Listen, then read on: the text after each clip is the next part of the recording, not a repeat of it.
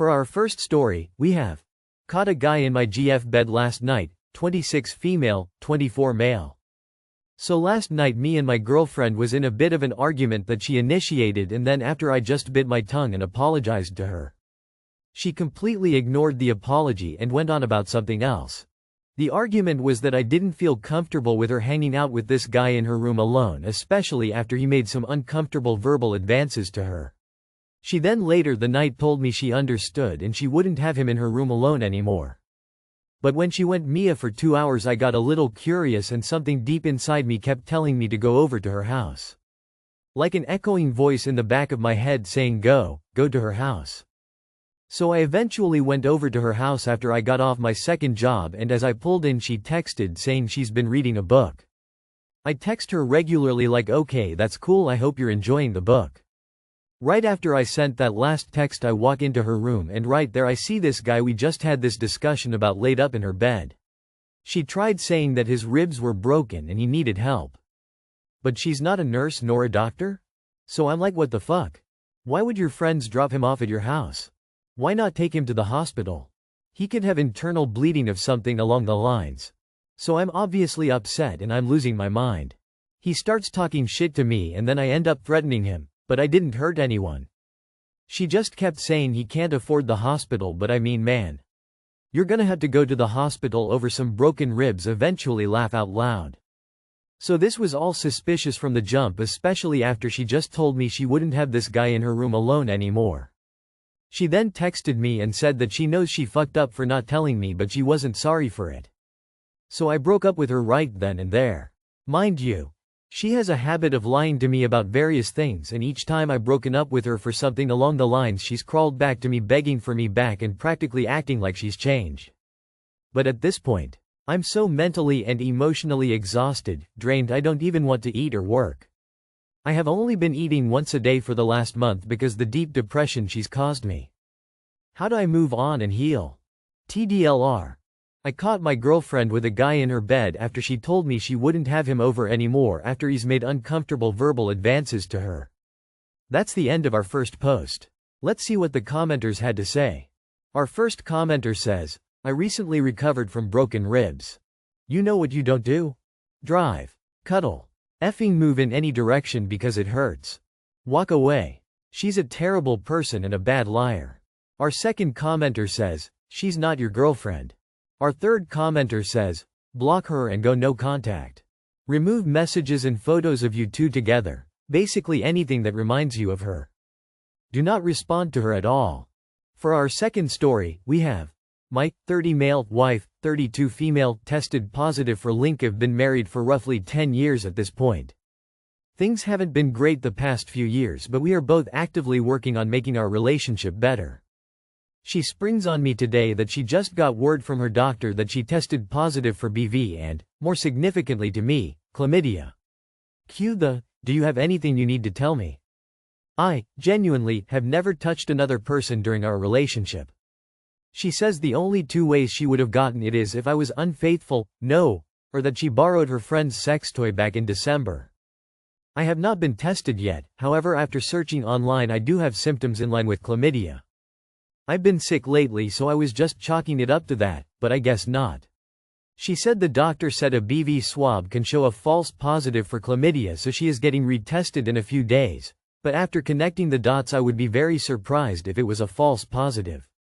I desperately want to believe that this is a mistake or because of the sharing of sex toys, very strange to me, but I'm not female so I don't know. I wish I was more confident, but things have been hit or miss for the past few years as we are working out issues. She has, in the past few months, become increasingly attached to her phone. Posting numerous stories on Snapchat per day, messaging people on Snapchat, etc. At this point I fear I'm just overanalyzing, but I'm not sure where to go, what to do from here. Obviously I'm hoping for a false positive, but given my symptoms I don't have much hope there. Is it possible to get it from sharing sex toys? Is that a thing people do? Update. Sorry for not updating or responding. This is a throwaway account OBVS and it's a bit of a pain for me to go back and forth. To answer some questions. This isn't AI, WTF. She accused me, asking if I had anything to tell her. She seemed very angry, then suddenly switched to very sorry, then slightly annoyed-ish, and has remained that way so far. I have not made any accusations or reciprocated the question. Yes, I have an appointment to get myself tested tomorrow, so we will see how that goes. No, we have not been in contact with any koalas. Her friend is a female. She at first said, it was either you or female friend. I was unhappy with that, as she's joked about girl before, and I did tell her I considered that cheating. She shortly afterwards clarified that she had been drinking and borrowed one of her sex toys. I haven't asked for further details yet. We have always had a great sex life, we have children, cars, house, etc. together. It would be extremely difficult to untangle our lives, not to mention very financially impactful. I guess I am clinging onto the hope that this is somehow not what it very obviously seems to be. It has been years since I've been tested, never felt the need to, as I'd never been unfaithful, nor had I had any glaringly obvious symptoms. That's the end of our second post. Let's see what the commenters had to say. Our first commenter says, women do not share sex toys unless they are a couple. Like that is an absolutely preposterous excuse. Our second commenter says, oh, she 100% cheated OP. Maybe even 200%. The fact she even came up with the sex toy story is a red flag that she knows exactly how she got it and will never tell you. I'd tell her you're leaving her unless she comes clean. When she does, leave her anyways. Our third commenter says, no. Women don't share sex toys. For our last story, we have update. I, female 44, hired an investigator and have discovered my husband's, male 47, affair and sex addiction. What on earth do I do next? This is an update to my original post from around a month ago. Link, advice, comments, 1HLFLHA, I, F, 44, hired an investigator and have discovered, link. Firstly, I'd just like to thank, almost. Closing parenthesis exclamation mark. Every single one of you who has commented to leave me advice or message me privately. I took a lot of advice on board, especially legally speaking, and this has proven to be of great benefit. I apologize for my long absence and lack of replies. I hope the update below can explain it. I chose to wait until after New Year's as I did not want to rob the children of one last Christmas and New Year's holiday as a family. In the meantime, I researched solicitors and sought recommendations from trusted friends. Rather humiliatingly, I did, after much urging on this website, also schedule and go through with an STI test. It was horrifically embarrassing, but I am relieved to say that it came negative. I don't know how I could have coped if he had gotten me sick because of his revolting actions.